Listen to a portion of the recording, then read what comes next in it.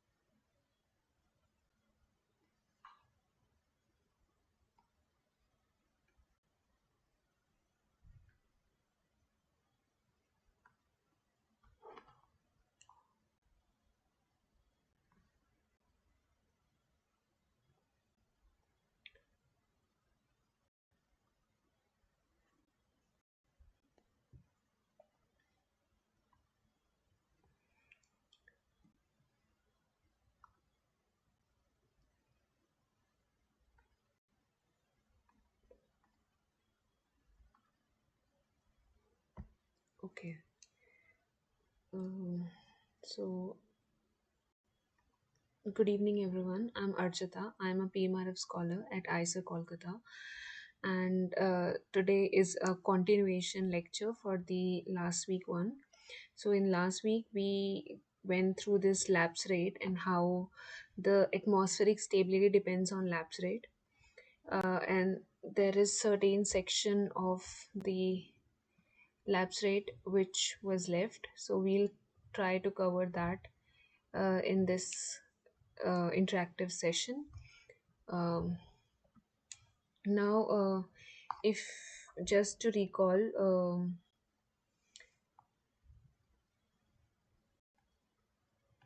Okay, just to recall, we know in the last class we have seen that if we plot height versus temperature, then lapse rate is nothing but change in temperature with change in height.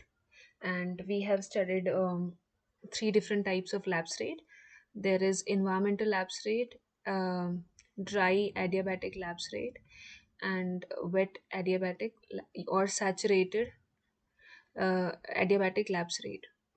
Now, when we have seen different stability condition, we have seen that if this is the actual ELR, which is the actual lapse rate of the present atmosphere, then this side of ELR is considered cold, because on this side the temperature is with height, the temperature is decreasing slowly compared to the ELR, and this side is considered hot because the temperature is decreasing fast compared to the ELR. Now, based on this, we have seen different stability conditions, and today we'll see something which is called as um, super adiabatic, subadiabatic, and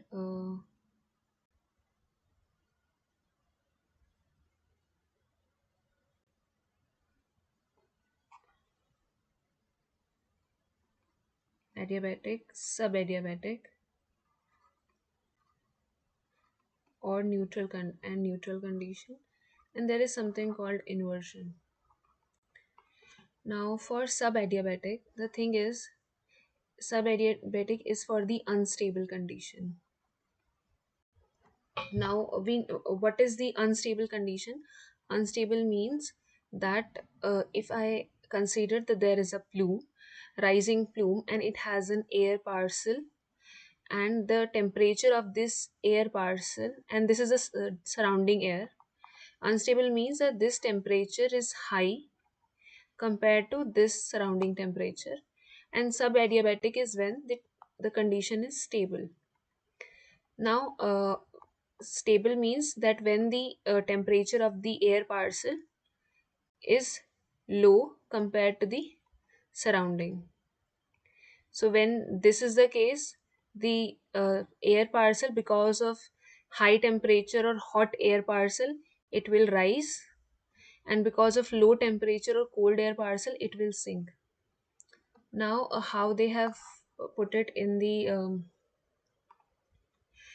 this theory is that, let's say, again, this we plot Z versus T, and this is our ELR. Okay. Now, these sub, super, and neutral is on the basis of or with respect to ELR we'll study, because what we are trying to see is, we know that ELR is the actual lapse rate of the atmosphere, and adiabatic lapse rate are the theoretically calculated lapse rate. So that is what we measure in the atmosphere, in the labs. So these different conditions are based on ELR. So in if in theory we consider that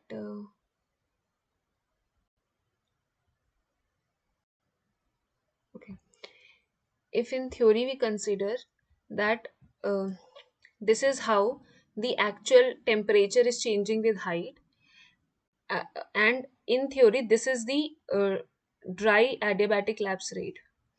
Now this is the colder side and this is the hotter side. It means it means that the actual temperature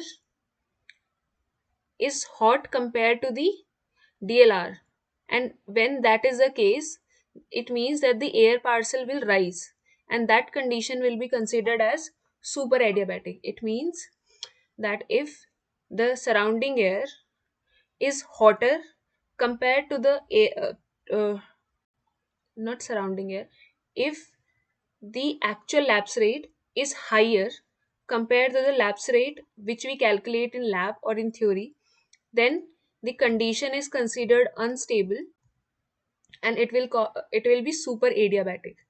On the other hand, if the case, yes, anyone has to say anything? Okay. If the condition is reverse, it means that compared to the theory, the it's a straight line. I just could not draw it. So, um, if compared to theory, the actual lapse rate is lower. In that case, it will be subadiabatic. So, you will consider it this way, that let's say we have an atmosphere, okay, and for all of them, the lapse rate will be calculated based on del t by del z. So, in this case, the change in t, okay, is low compared to this, right? So the surrounding air is colder, and this is uh, okay, not like that. So in this case, the del z is low compared to this one, right? The DLR. So change in temperature with height is faster for ELR, and hence it the parcel will rise. And on the other hand, in this case, the change in temperature is low compared to DLR, and del T is low, and hence the condition is stable. In neutral, ELR and DLR are on the same line, so they change similarly. Okay, so that is the neutral condition. The temperature is not does not differ that much. Now the important thing is inversion. So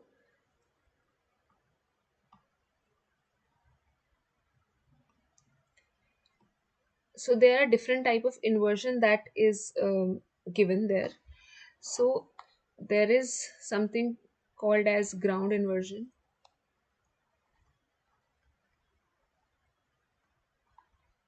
then there is subsidence inversion, then there is frontal inversion, then I think valley inversion, and turbulence inversion.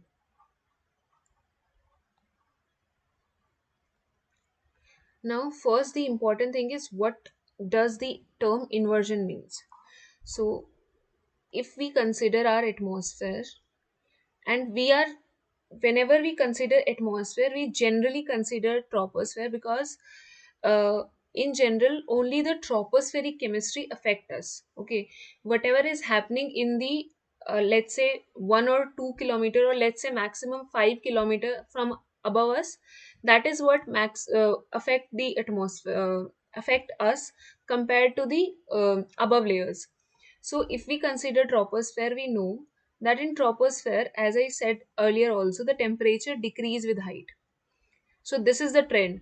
So this is the hot region, and as you go above, this is the coldest region, right?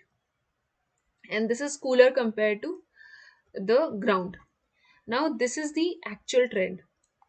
But sometime inversion means that if there is if instead of uh, this layer, so let's say it's hot, right?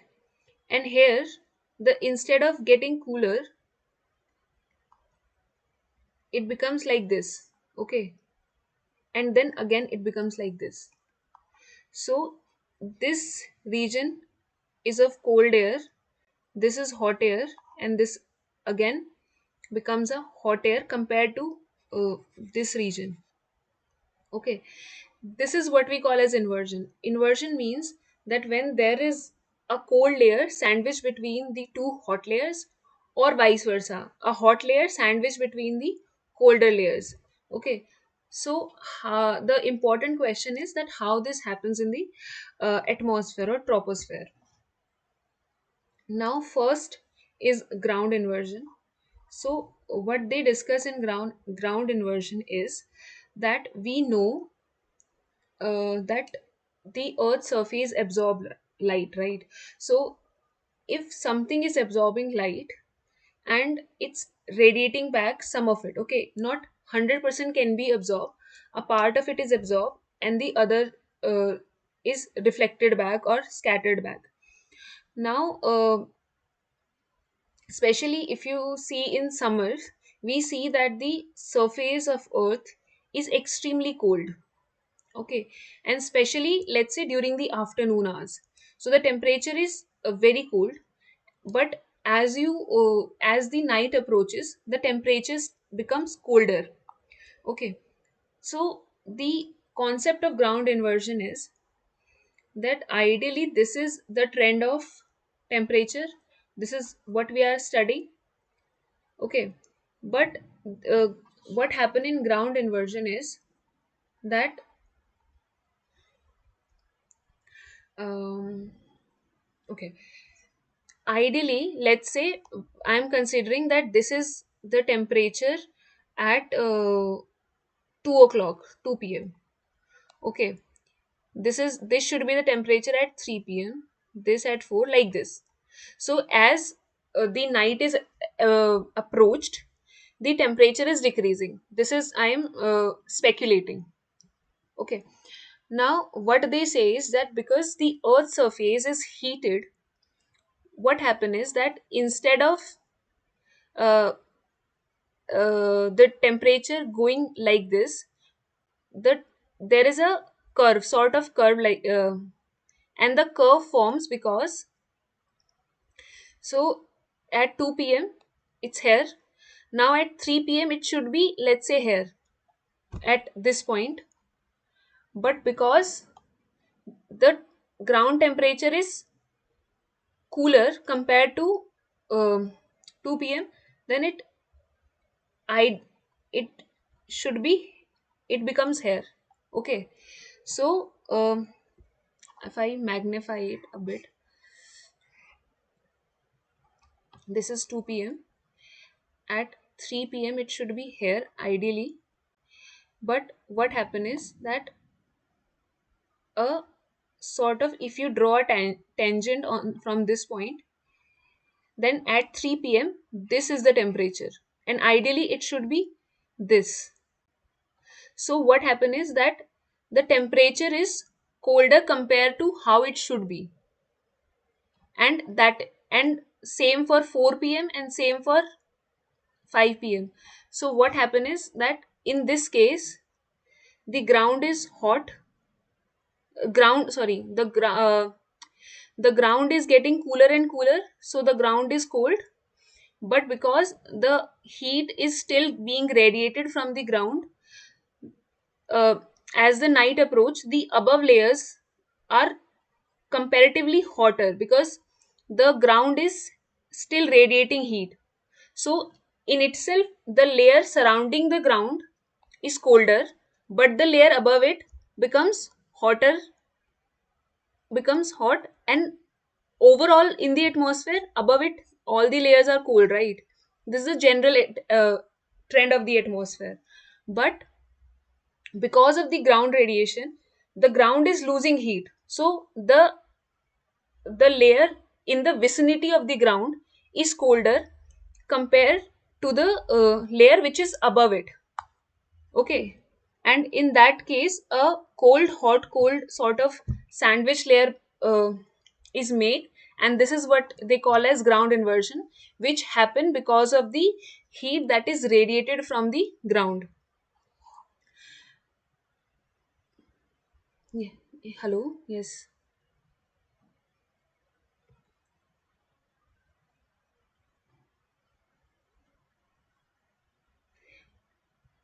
So it depends. So as we move ahead with different type of inversion, we see that it can happen in any weather.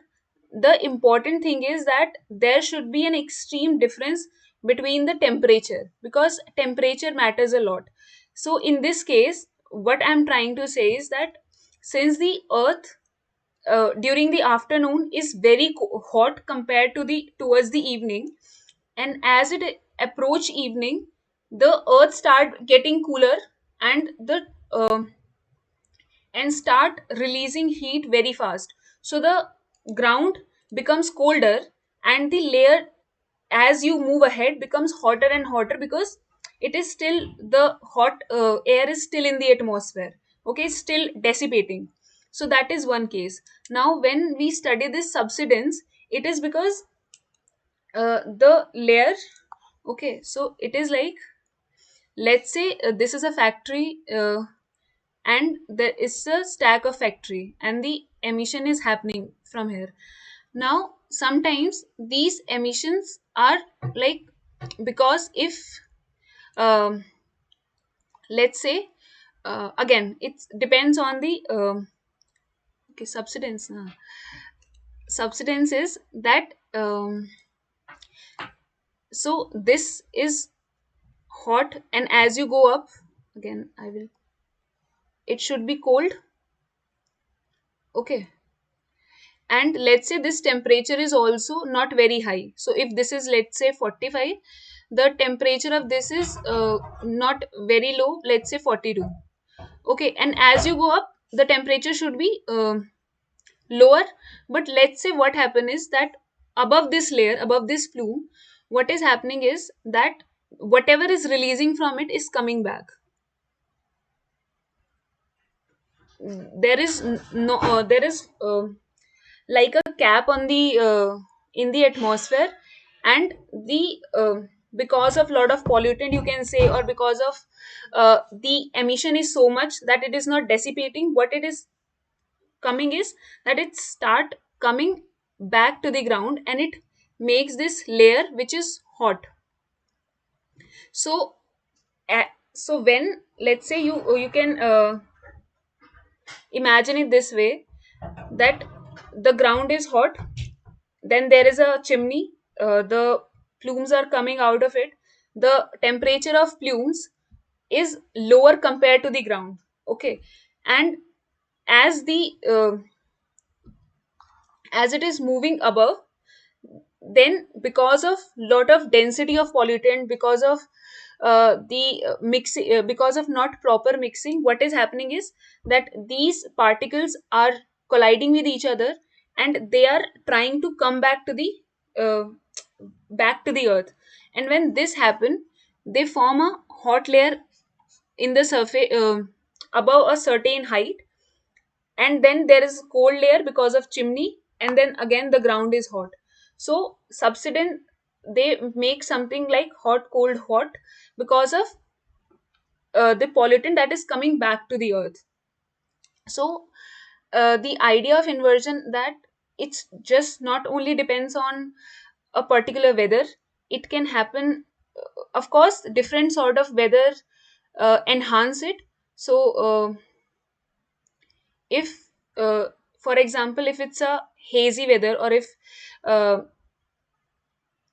if for example if it's winter, then the effect of inversion is more. But it is not like you cannot see inversion in summer, okay, or you cannot see inversion during the daytime or nighttime. The important thing is that different type of inversion happen at different times. So ground inversion is generally seen during summers, when the, as you go from the afternoon to the night, there's a drastic change in the temperature.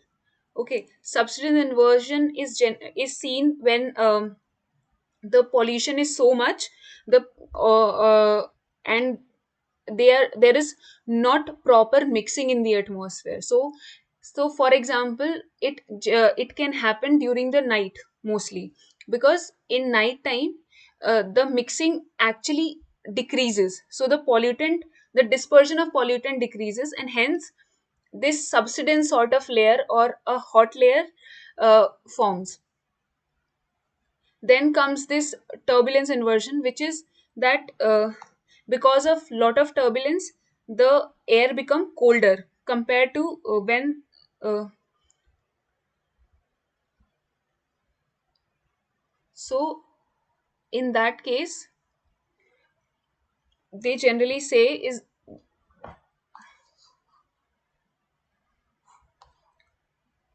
that if, let's say, on ground there is lot of turbulence, lot of turbulence, you can say that wind speed is very high. Okay, and because of wind, the the particle lose its heat very fast. So let's say on ground there is lot of turbulence. So here the temperature is cold. At, let's say at the height of 5 kilometers, there is not much turbulence. In that case, it will be a hot layer.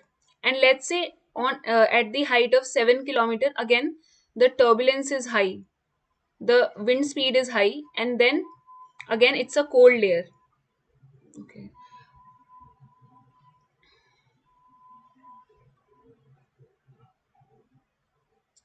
Okay. So in that case, this is turbulence inversion. That if in a atmospheric layer, let's say in certain section of the layer, if the wind speed is very high, and you can see these eddy currents, and the wind is making sure that the particles are losing heat very fast, then this is what happened, that that layer has become cold. And let's say at a height, thus there is a stagnant layer. Okay. Or it could be this stagnant layer is because, let's say again, another thing is that there is a chimney, a plume is coming out, it is making something called as fanning, and because of fanning the plumes is not dispersed and it is a hot layer. So what is happening is, on ground um, lot of air is there, a lot of wind is there, the air is colder. Then at a height, because of a chimney, a fanning sort of plume is there, and it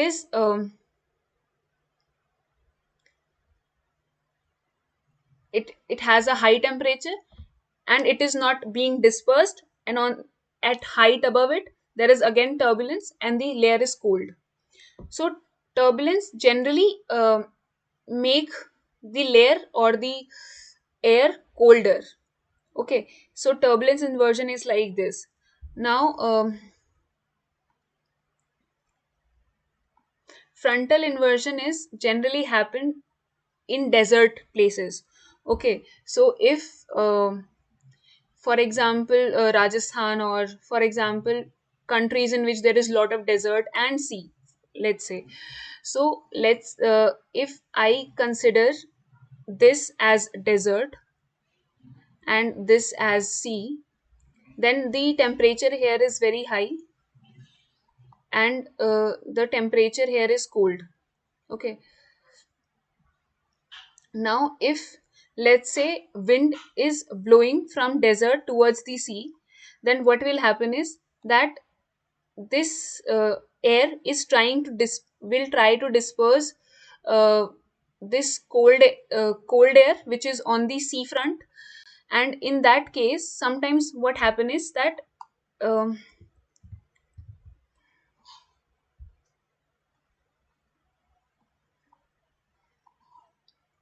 sort of this sort of structure becomes that because the desert air is hotter, so it is rising, the cold air is sinking. And so this is one movement of air. Another movement is this also. So they are moving towards each other.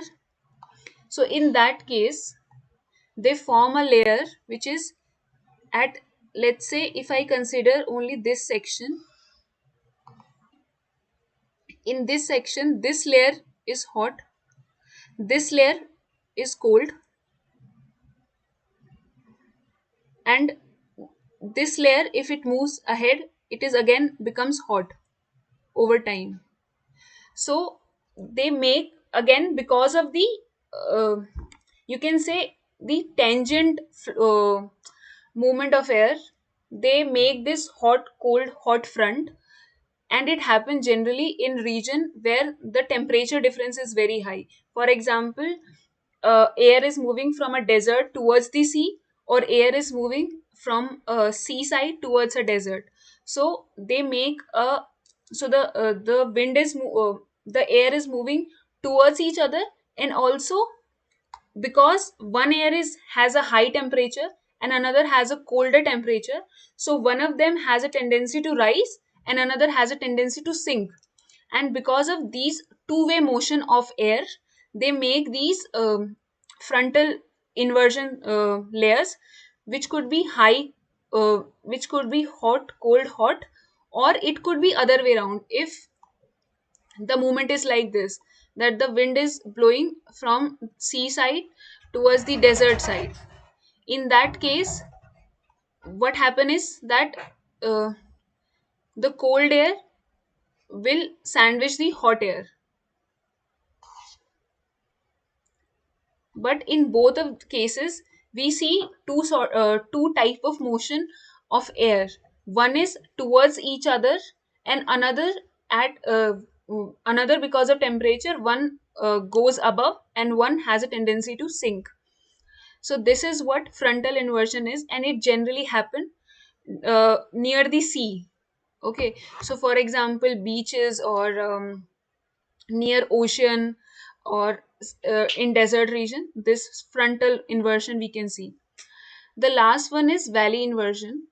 Now valley inversion, you can see if you go to any hilly region. Sometimes what happen is that if let's say this is a valley,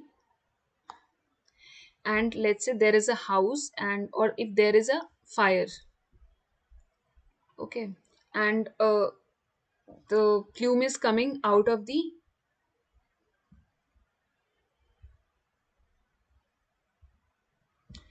this fire, or out of this house, whatever. um, Now what happen is that because if you see the position of a valley, it is at the ground, okay, and generally, if let's say this is sun, the radiation of sun will affect, or will affect this region more compared to this region, right? Because we know that the surface which is near the sun will get more heated compared to the surface which is extremely down. So what happen is that because of the sun, in a valley, the top layer is more heated compared to the ground. Because here, instead of what happen in general, like if a ground is flat, the sun is directly putting rays to the ground, and because of that, the ground is hotter compared to the, let's say, plant, or let's say water, for example. But here in this case, because of valley, the two cliffs are actually blocking the radiation which comes to the valley, towards the end of valley. So in that case, this layer is cold, okay, and this layer is hotter. And now what happen is that um if the plumes come from here, and they generally okay, have a tendency, because again, this hot layer will not, ideally what should happen, that it should be hot, and then it should be cold and cold. But here what is happening is cold layer is actually blocked by a hot layer.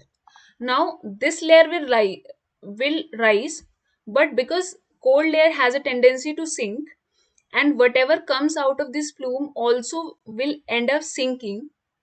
So they make this sort of a valley inversion, where because of the hot layer, which, so here you cannot see a sandwich of layer, you can just see that a cold layer which is denser, and a is like a hot layer is sitting on a denser cold layer, and whatever is coming, like in this region, in this valley, whatever sort of emission will happen, okay, be it from a house, be it forest fire, they cannot dissipate because of the cold layer, because whatever comes out mixed with the cold layer will sink, okay.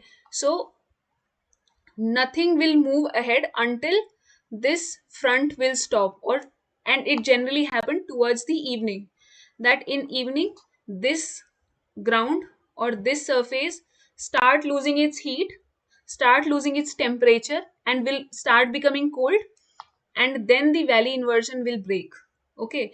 So this valley inversion you will see during the afternoon hours, because in afternoons the cliff of the mountains are hotter, they make a layer, the bottom of the valley is colder, and whatever comes out in this region, sorry, in this region between the hot top part and the cold bottom of valley will stay in this region and will not dissipate, leads to valley inversion. And it this valley inversion dissipates or will decrease towards the evening, because this surface, this because this layer will start decreasing its temperature towards evening, because the ground start getting colder and colder towards evening. So this is valley inversion. So there is ground inversion which happen because of the radiation which comes out of the ground.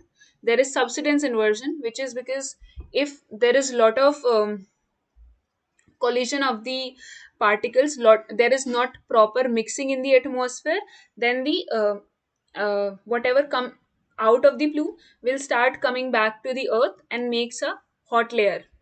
Then there is frontal inversion, which happen when there is a vast difference between two regions, extremely high and extremely low temperature, and then they make a frontal sort of a region. Next is valley. Valley inversion is simply when the top of the cliffs are hotter because of sun radiation and the bottom of the valley is colder, which leads to not proper mixing of this region. And then turbulence inversion is when the top and when there is high wind speed, then that layer is colder compared to the region where the wind is not have a good speed, and then it leads to turbulence inversion. Another thing is that sometimes these inversion happen together. So for example, valley inversion and subsidence inversion will happen together, or um, ground inversion or subsidence inversion will happen together. So they can happen at same place at same time also. So this is about inversion and this super and subadiabatic thing. The last thing in this is the how the different type of plume, um, this okay, so it is that how different type of plume has what leads to what type of atmospheric stability or instability. So first is looping plume. In looping plume they are saying that okay,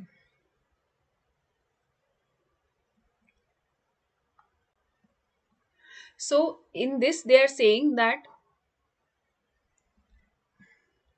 if whatever we are calculating in the theory is lower than uh, is higher than what is actually in the in the atmosphere, so you can say this is a condition where the atmosphere has high temperature, and high temperature means unstable condition, right? Because if the parcel which is there in the atmosphere has high temperature, it means then that it will rise, and rise means that it will create an unstable situation. And that is example of looping plume. Looping plume means that the plume will disperse in both the direction. Okay, and or you can say this condition is super adiabatic also. In super adiabatic condition, the actual atmosphere lapse rate is towards the hotter side, or uh, is unstable, you can say the atmosphere is unstable.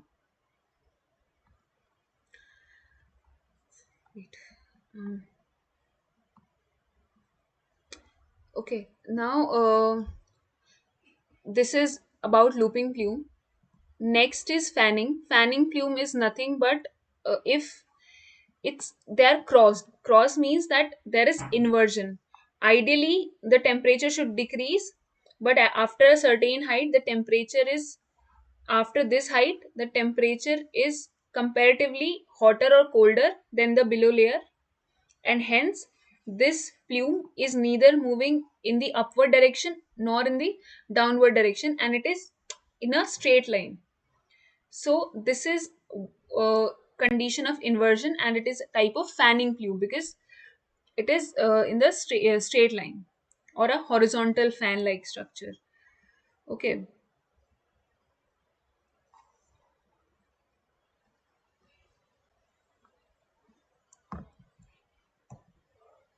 Now, coning plume is the what generally we say does not happen in general a lot. It is when the condition or whatever we calculate in theory is what is happening. So, or you can say that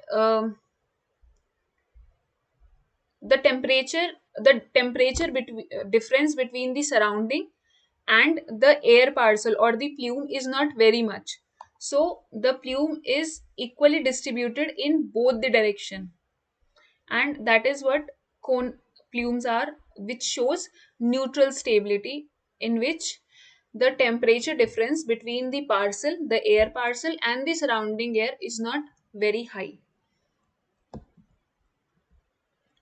Then lofting is when uh, below there is a different situation, and above a certain height the situation is different. So what is happening is that it is inversion below stack, or if in an atmosphere, um, if the emission is coming out from this plume, okay, it is hot ideally. Let's say this is a 45 degrees Celsius temperature, and above this, okay, um, the temperature is 40 degrees Celsius. Now this the temperature of this plume is like this, that it cannot come uh, down, because let's say this is hotter compared to this, okay, so it will rise. Whatever come out of this plume has a tendency to rise, but because this layer, so let's say the temperature of this is 43, and just above this the temperature is 44. Okay, so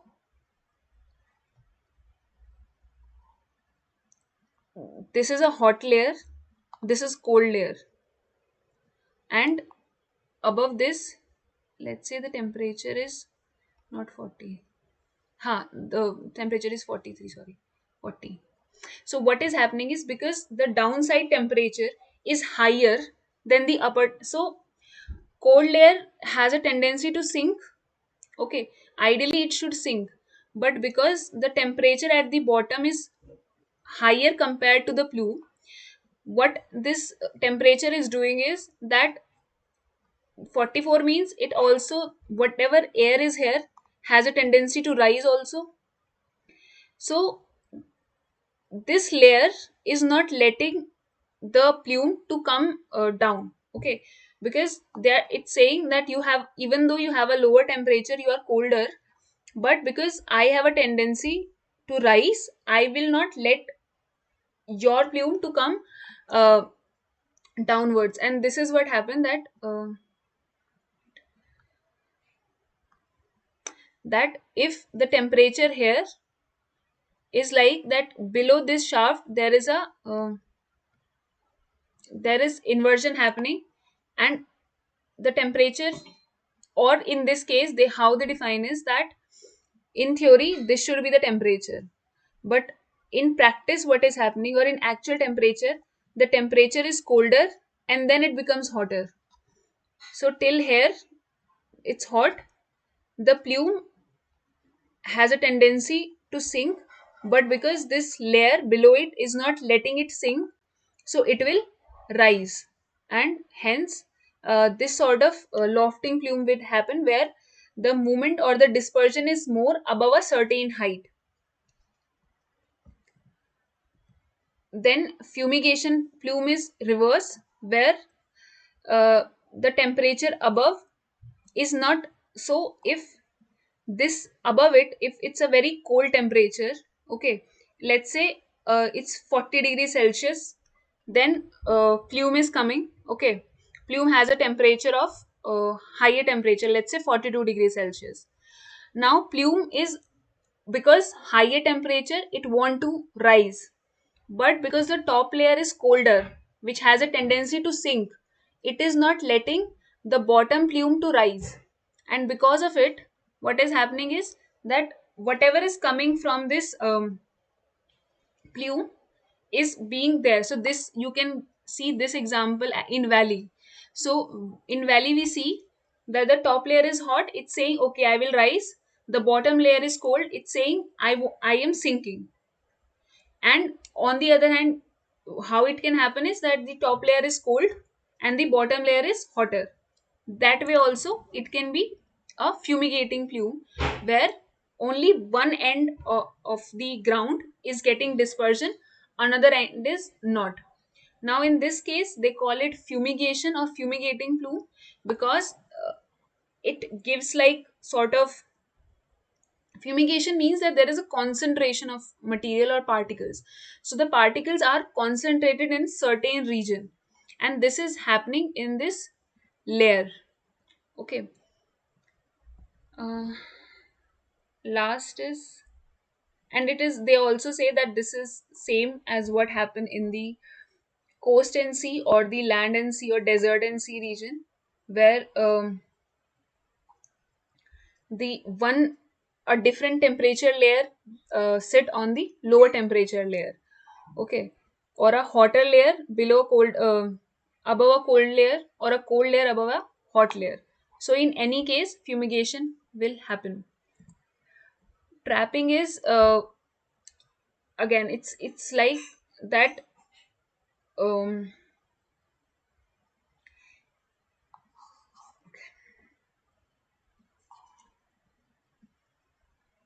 Trapping means that if, let's say, the ground is hot, here the the plumes are releasing. The plume has a temperature, has a cold temperature. Okay, and above ground also, let's say here the subsidence, imagine that there is subsidence inversion happening. Okay, so the layers are coming back to the ground, and here again the temperature is hot. In this case, what happen is that this plume will only move in this direction until, like, so above a certain level of ground where the layer is hot, and above the plume there is a layer, because of subsidence inversion, that is also hotter compared to the plume. And in that case you see, this trapping plumes you will see. Again, you can also see this in valley also. Sometimes in valley you see that the plume is moving horizontally, there is not much dispersion above and below. Okay, so there is inversion below and above the stack. So below, so above I've seen ki okay subsidence is happening. Below it is not necessary that there will be inversion, but you can say that if the um, if the plume has a colder temperature, let's say 25 degrees Celsius, above it subsidence is happening, have a temperature of 35. The ground is also hot, and because of ground the temperature below the plume is, let's say, 30 degree or 40 degrees Celsius. So the plume does not have much way to move, because colder air has a tendency to sink. ना वो नीचे जा सकती है ना वो ऊपर जा सकती है, क्योंकि नीचे हॉट एयर है, वो बोल रही है कि मैं तो I will rise, it is not letting it sink. The above hot layer is saying I will rise, but this cold layer is like okay, but I cannot rise because I have a tendency to sink, so I will sink only. And this hot cold hot layer makes it a trapping plume. And last is neutral. Neutral is nothing that if there is no temperature difference, and not much temperature difference between the plume and the surrounding, then it will just move horizontally or vertically above, and that's neutral plume. So based on different atmospheric stability condition, we can have different type of plume shape. We can have different type of inversion. So for now, it's inversion is the lapse rate and inversion topic is over for now. If you have any question, you can ask, and if you want, I can start the week 9, um, the questions for week 9. Otherwise, we can do week 9 and week 10 together in next class. So,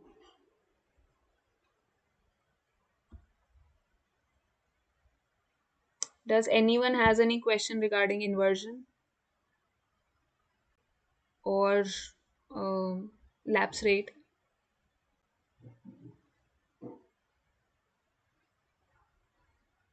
Okay. Uh, so I am thinking that today we'll end this like this only till in the next lecture, and after this, so we have two more interactive session left. In one of in each of them, we'll do 2 week things. So in the next one, we'll do the week 9 and week 10 interactive session, and in the last one, which is on, I think, which is on 15th. Mm, just a second. The next one is on 15th and 17th, right? So on 15th we'll do week 9 and week 10 interactive session, and in on 17th we'll do the 11th and 12th week assignments. So we'll do like this. If you have any questions, you can ask. Otherwise, we can end this session.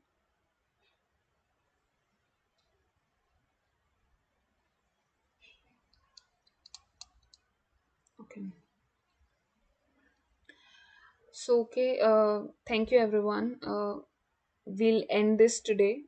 In the next class, we'll see the week 9 and week 10 assignment questions. Thank you everyone.